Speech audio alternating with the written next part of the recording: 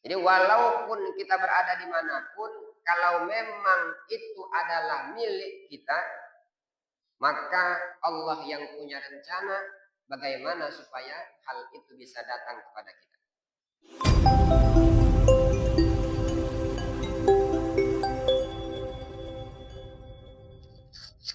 Assalamualaikum warahmatullahi wabarakatuh. Waalaikumsalam.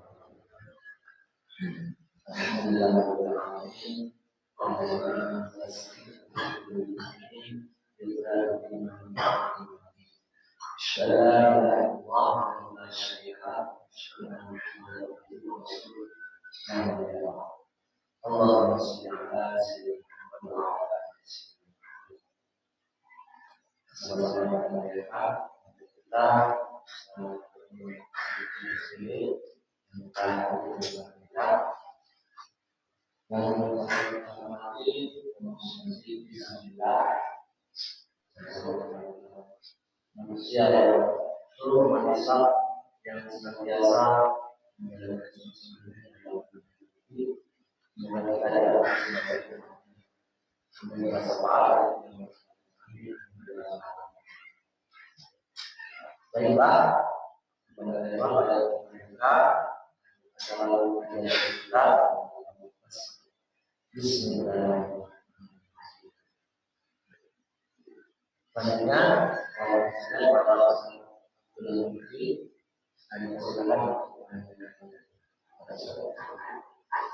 Baik, terima kasih. Bismillahirrahmanirrahim.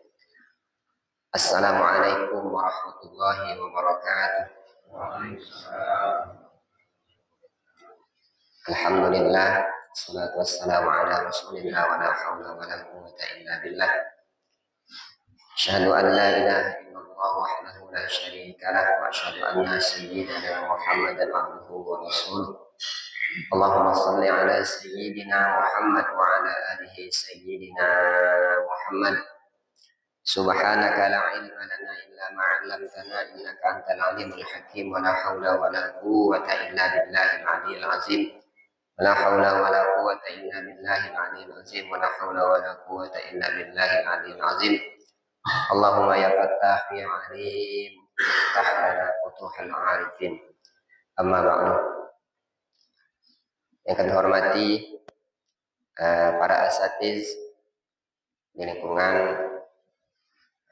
perumahan Green Garden 3. Yang kami hormati para orang tua kami yang sempat hadir pada pagi hari ini. Yang kami hormati para jamaah sekalian. Insya Allah pada pagi hari ini kita dinaungi rahmat Allah Subhanahu wa Ta'ala. Amin amin ya rabbal alamin. Pertama, marilah kita bersyukur kepada Allah Subhanahu wa Ta'ala atas limpahan rahmat dan kasih sayangnya, taufik dan hidayahnya, baik itu nikmat secara zahir maupun nikmat secara batin. Nikmat secara zahir, fisik kita sehat, badan kita kuat, sehingga bisa kita gunakan untuk taat kepada Allah. Begitu juga nikmat secara batin, pikiran tenang, hati senang, bahkan kita diberikan nikmat iman dan Islam, sehingga dengan nikmat itu penuh keikhlasan kita dalam beribadah. Kita ingin dekat dengan Allah bukan karena sesuatu, sehingga itu merupakan nikmat yang sangat agung yang diberikan Allah kepada hamba-hamba pilihannya. Oleh sebab itu sudah selayaknya lisan kita banyak-banyak bersyukur kepada Allah dengan mengucapkan kalimat Alhamdulillahirabbil alamin. Selanjutnya juga sebagai bentuk kasih sayang kita, cinta kita kepada Rasulullah, dan bersyukur kepada Allah dijadikan sebagai umat Rasulullah, mari banyak-banyak kita bersalawat kepada junjungan kita, Nabi yang sangat mulia, Nabi yang sangat sempurna, baik dari segi fisiknya maupun dari segi akhlaknya, yaitu Rasulullah Sallallahu Alaihi Wasallam. Allahumma salli ala Sayyidina Muhammad wa ala alihi Sayyidina Muhammad. Semoga salawat dan salam itu juga disampaikan kepada para sahabatnya, kepada para keluarganya, kepada para ahli baitnya, dan juga kepada para pengikutnya yang selalu setia mengikuti sunnah-sunnah beliau hingga akhir zaman kelak. Amin ya rabbal alamin. Para jamaah sekalian yang dirahmati oleh Allah Subhanahu wa taala, alhamdulillah pagi ini kita akan melanjutkan kajian kita, yakni Ma'rifatullah, mengenal Asmaul Husna. Kalau kemarin kita masih membahas tentang asma Allah yang pertama, yakni Allah. Pagi hari ini kita lanjut ke asma Allah yang kedua, yakni Ar-Rahman. Jadi kalau kita biasa membaca Bismillahirrahmanirrahim, yang pertama Allah, kemarin sudah kita tahu, Allah itu merupakan zat yang hakiki, yang pasti ada. Dan itu nama Allah yang paling agung di antara seluruh nama-nama Allah, dan itu merupakan nama yang paling banyak disebutkan di dalam Al-Quran. Allah. Kemudian saat ini kita lanjut yang kedua, Ar-Rahman. Qala al-musannif rahimahullahu ta'ala bi ulumihi fid dharain, amin. Ar-Rahman. Ar-Rahman adalah nama Tuhan yang kedua setelah Allah. Jadi kalau kita lihat urutan di Asmaul Husna itu Allah Ar-Rahman, yang memiliki makna sangat pengasih dan penyayang, yang memberikan nikmat-nikmat yang besar. Jadi Ar-Rahman ini nama Allah Subhanahu wa taala yang memiliki makna Maha Pengasih, yang memberikan nikmat-nikmat yang besar. Jadi nikmat yang kita nikmati saat ini itu ada yang dalam bentuk yang begitu besar, yang mana nikmat itu tidak ada seorang pun makhluk yang bisa memberi itu kecuali Ar-Rahman. Contohnya iman, kemudian Islam, rizki, kesehatan, kehidupan, ilmu. Nah ini yang memberi ini hanya Allah yang memiliki sifat Ar-Rahman. Selain itu tidak ada makhluk satupun yang bisa memberi itu. Kita memiliki ilmu, kita mendapatkan rezeki, kita mendapatkan kesehatan, kita mendapatkan kehidupan, kita memiliki akal yang sehat. Itu merupakan nikmat yang besar yang hanya Allah Subhanahu wa taala yang bisa memberi itu. Jangan kita misalkan merasakan rezeki aku dapatkan karena usahaku. Tidak. Rezeki itu datang dari Ar-Rahman. Allah yang Maha Pengasih, yang hanya Allah Subhanahu wa taala memberikan itu. Bukan dari atasan kita, bukan dari kerja keras kita. Begitu juga misalkan kita mendapatkan hidayah Islam, mendapatkan hidayah iman, itu pemberian dari Ar-Rahman. Nah, Ar-Rahman ini khusus untuk Allah Subhanahu wa taala. Tidak ada satupun makhluk Allah Subhanahu wa taala yang diberi nama olehnya dengan nama Ar-Rahman. Kalau Ar-Rahim ada. Ar-Rahim itu seorang ibu memiliki rahim. Itu diambil dari kata Ar-Rahim. Nah, tetapi Ar-Rahman tidak ada satupun makhluk Allah Subhanahu wa taala yang Allah beri nama dengan Ar-Rahman. Ar-Rahman ini adalah nama dari satu zat yang kasih sayangnya tidak bisa digambarkan dan tidak bisa dibayangkan. Oleh karena itu Ar-Rahman ini nama khusus bagi Allah Subhanahu wa taala. Maka sebagian ulama mengatakan sebagai makhluk kita tidak boleh memberikan nama makhluk lainnya dengan nama Ar-Rahman.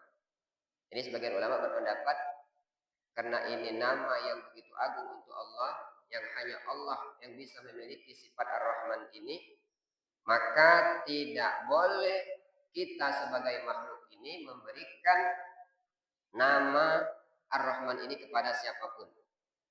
Baik kepada anak, kepada masjid, ataupun nama-nama yang lain. Jadi tidak boleh kita memberi nama Ar-Rahman. Kalau yang kemarin Allah itu haram hukumnya. Memberi nama sesuatu dengan nama Allah. Nah kalau ini sebagian ulama berpendapat bahwa tidak boleh kita memberikan nama sesuatu apapun dengan nama Ar-Rahman. Sehingga di sini disebutkan Rasulullah SAW itu sangat luar biasa kasih sayangnya kepada umat beliau. Tetapi lebih kasih sayang lagi Allah Subhanahu wa taala kepada hamba-Nya. Rasulullah SAW itu sangat cinta dan sangat peduli dengan kita sebagai umatnya, tapi yang lebih besar lagi kasih sayangnya itu adalah Allah Subhanahu wa taala kepada hamba-Nya. Begitu juga seorang ibu, begitu besar cinta seorang ibu kepada anaknya, tetapi lebih besar lagi kasih sayang Allah Subhanahu wa taala kepada hamba-Nya. Jadi Ar-Rahman ini khusus hanya Allah Subhanahu wa taala yang memiliki pemberian yang bisa memberi seperti Ar-Rahman ini. Jadi satu orang makhluk pun tidak ada yang bisa memberi. Dan Ar-Rahman ini mencakup seluruh makhluk Allah Subhanahu wa taala. Allah memberikan kasih sayang itu tidak hanya melihat apakah orang itu beriman atau tidak, tetapi semuanya mendapat Ar-Rahman ini. Baik itu orang kafir, orang yang ahli maksiat, semuanya mendapatkan Ar-Rahman atau kasih sayang dari Allah Subhanahu wa taala. Para jemaah sekalian yang dirahmati oleh Allah Subhanahu wa taala. Bagi orang yang tahu tentang kandungan Ar-Rahman ini, pada saat dia mendengar kalimat Ar-Rahman, itu hatinya senang. Kenapa dia senang? Kalau kita lihat dari nama-nama Allah Subhanahu wa taala itu, ada Allah itu yang menampakkan sifat jalaliyahnya.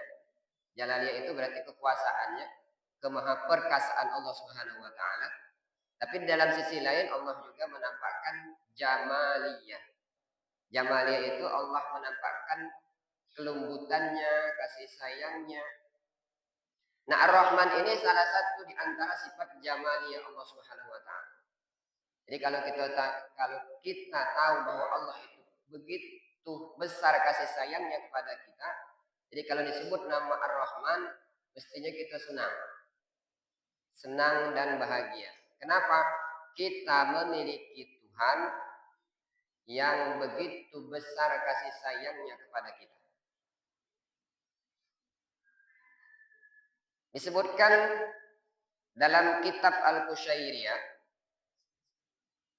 kitab tasawuf yang dikarang oleh Imam Al-Qushairiyah,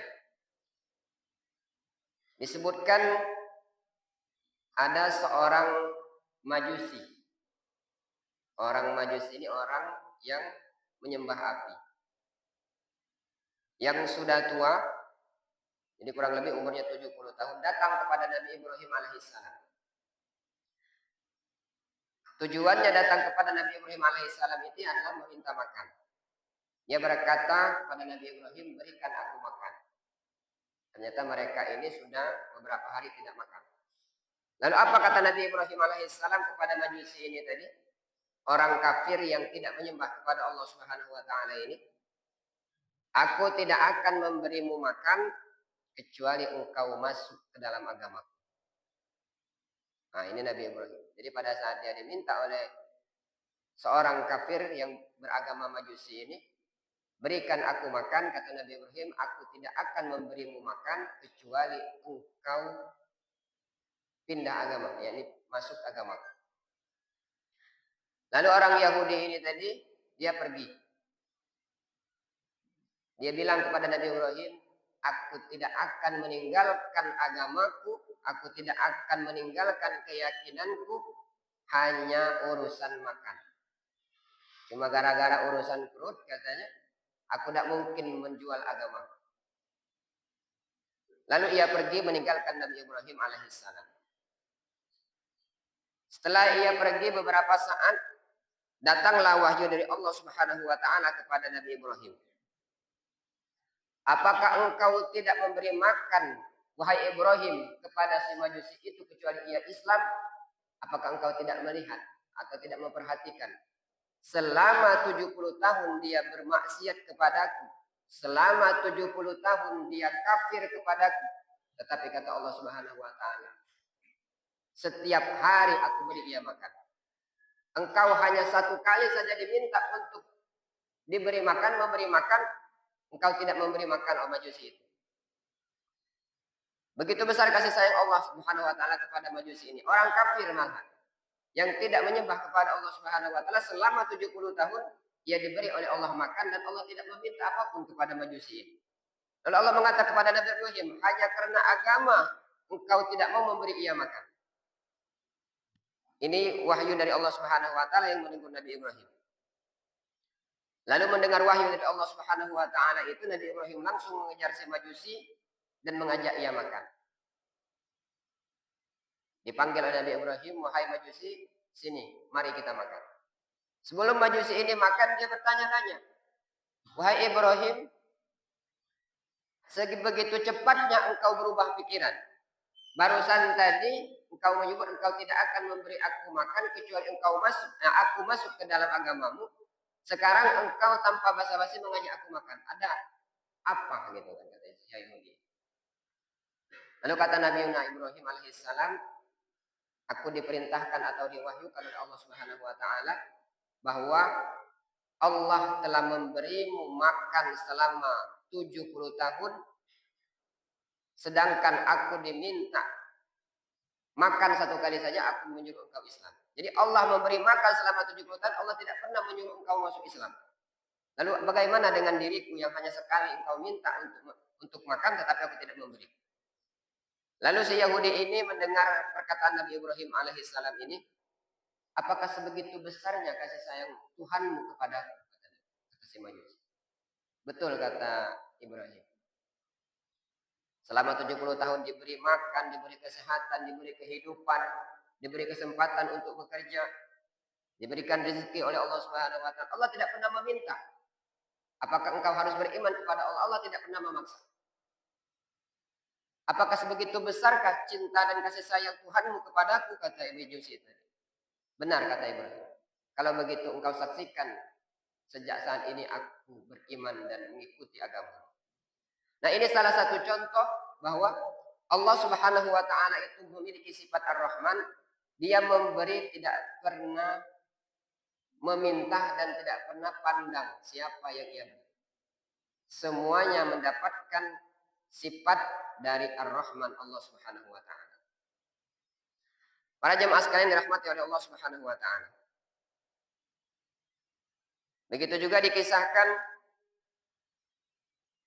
dalam kitab Mafatihul Ghaib karya Imam Fakhruddin Ar-Razi. Jadi di sini dikisahkan seorang tabi'in, Ibrahim bin Adham. Aku bertemu ke suatu kampung dan diberi hidangan roti. Jadi dia berkunjung ke suatu kampung dan diberi hidangan. Tiba-tiba datang burung gagak menyambar sepotong roti yang ada di depanku. Karena aku penasaran kenapa burung gagak mengambil roti yang ada di hadapanku, aku ikuti burung itu. Ternyata ia menuju semak-semak tempat ada seorang manusia yang terpasung. Burung itu memberi makan orang terpasung tersebut. Jadi Ibrahim bin Adham dia bercerita,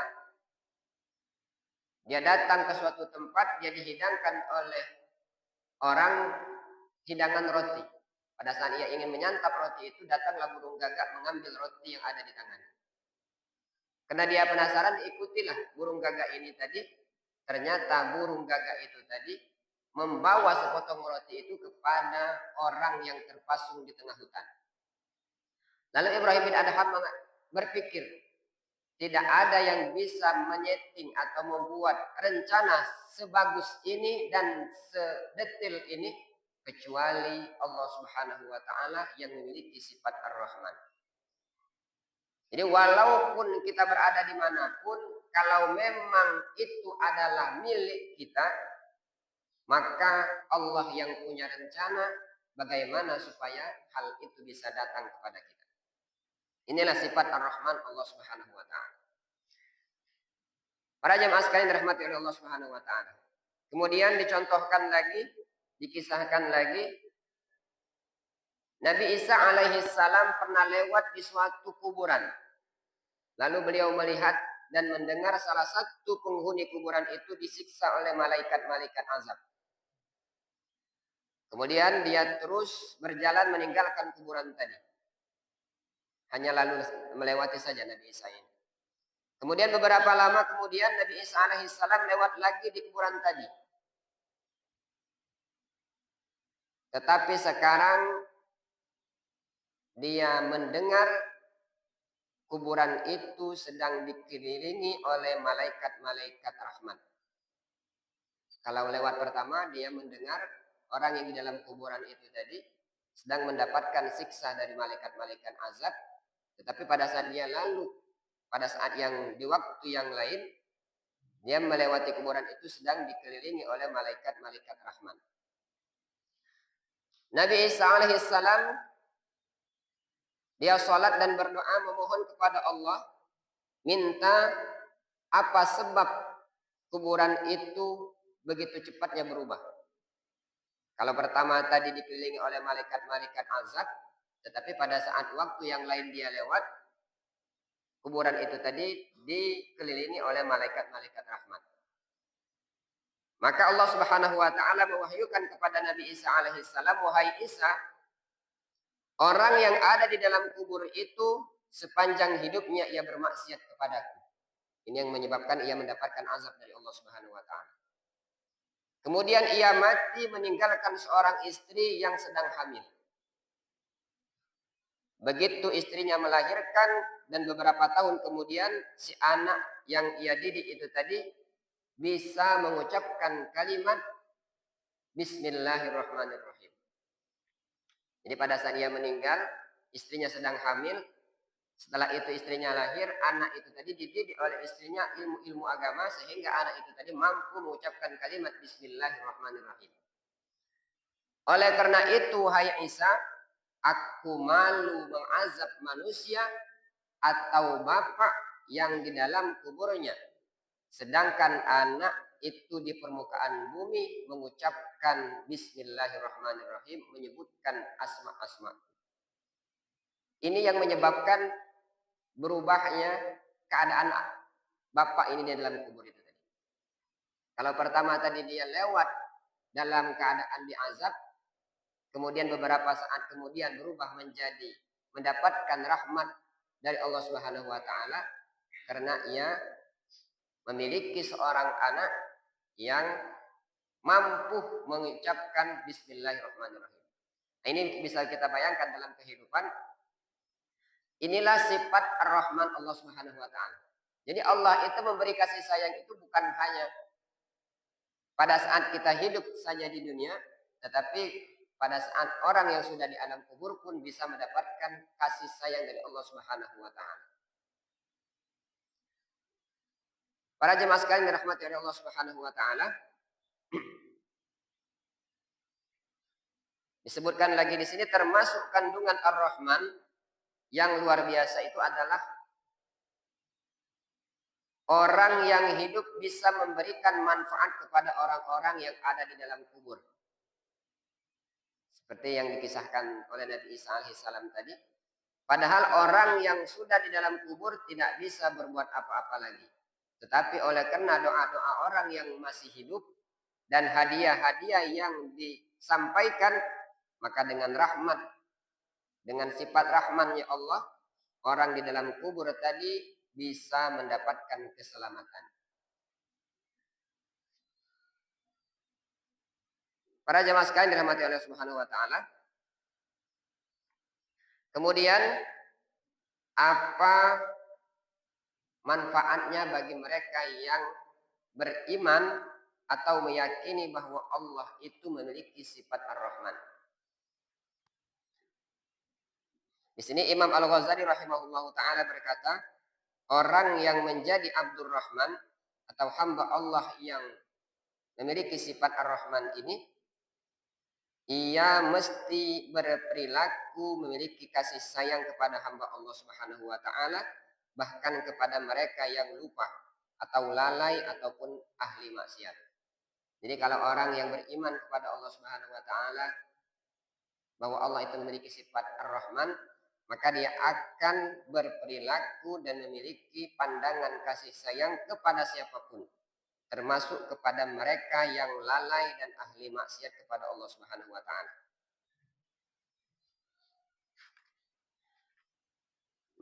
Mereka itu harus disayangi oleh orang yang ingin menjadi Abdurrahman.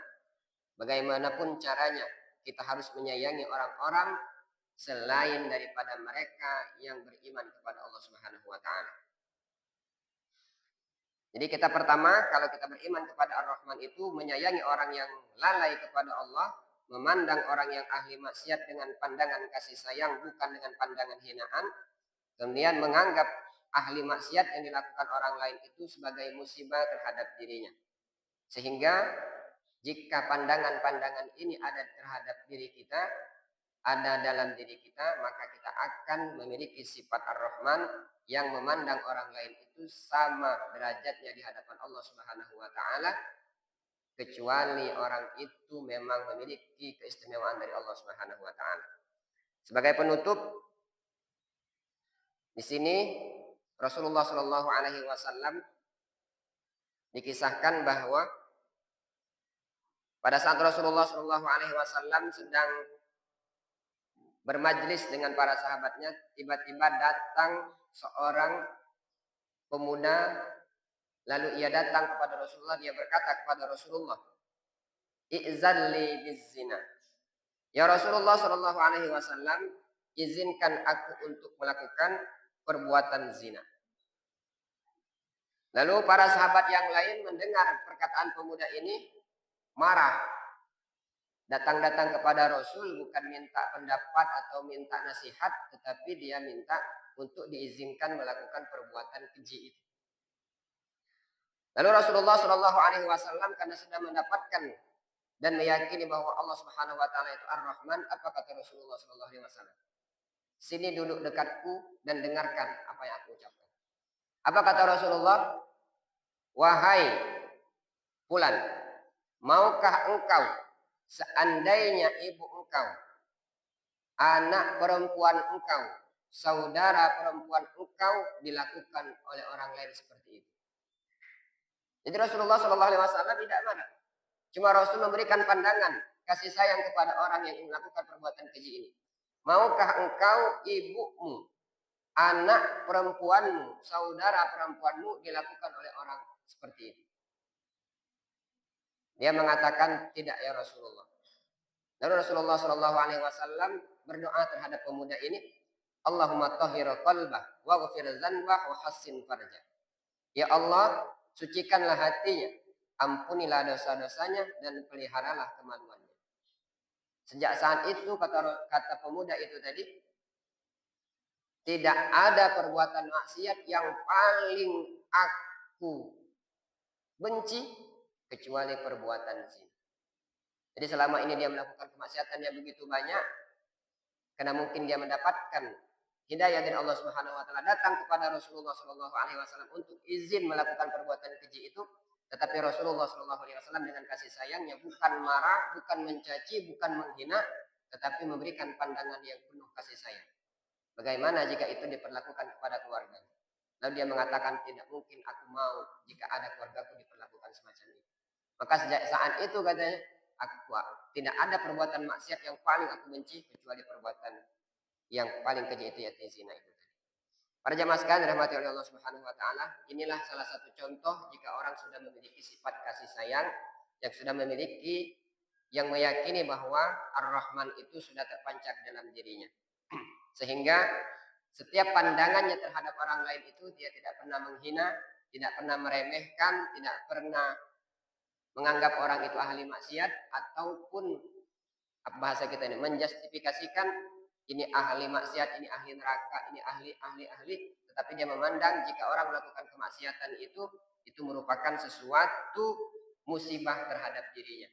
Karena mungkin kita juga punya tanggung jawab moral terhadap lingkungan kita juga punya tanggung jawab terhadap apa yang ada di sekeliling kita. Jika orang melakukan perbuatan maksiat, itu bukan untuk kita hina, bukan untuk kita cela, tetapi itu adalah tantangan dan kesempatan kita untuk melakukan dakwah kita di sekeliling kita.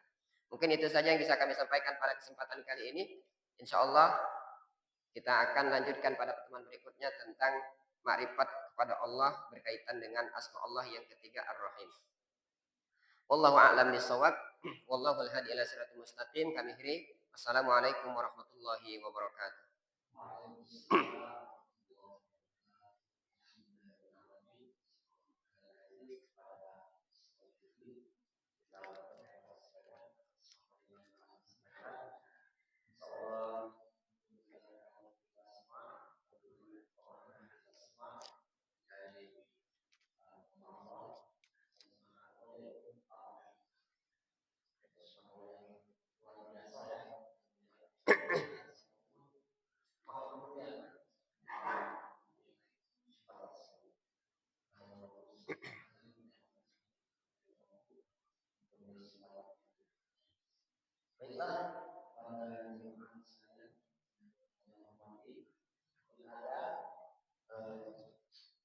Ya, kalau ada, saya mudah-mudahan ada.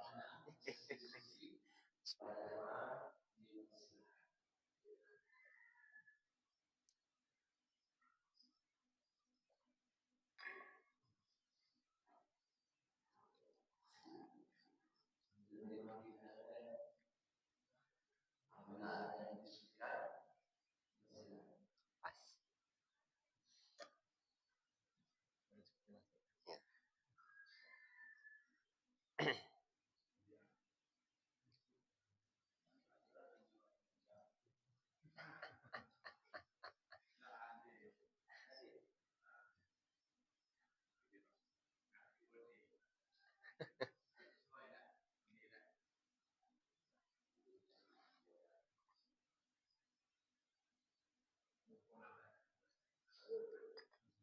Oh,